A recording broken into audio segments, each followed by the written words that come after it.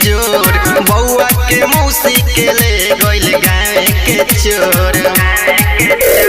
दिलवा में बस गइल रहे मोर, दिलवा में बस गइल रहे मोर। हाला बा एगो बिजोर बउआ के मौसी के ले गइल गावे के चोर। हाला बा एगो बिजोर बउआ के मौसी के ले गइल गावे के चोर।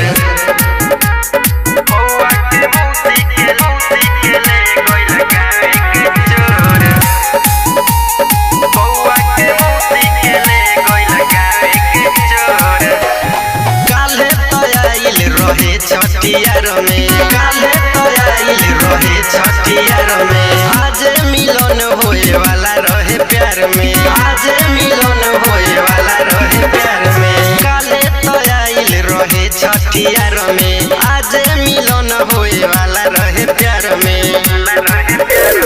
काजल से ज्यादा बीबिया गोर, काजल से ज्यादा बीबिया गोर। हाला बा एगो बिजोर बउआ के मौसी के ले गइल गावे के चोर।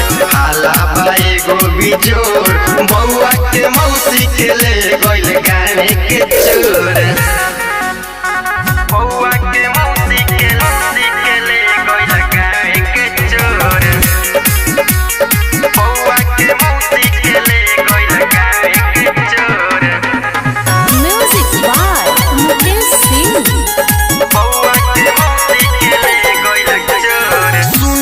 संदेश करैले रहे नजर, सुनील संदेश करैले रहे नजर, सुनील संदेश करैले रहे नजर। उहे ले गइले होई ओढ़ाई के चादर।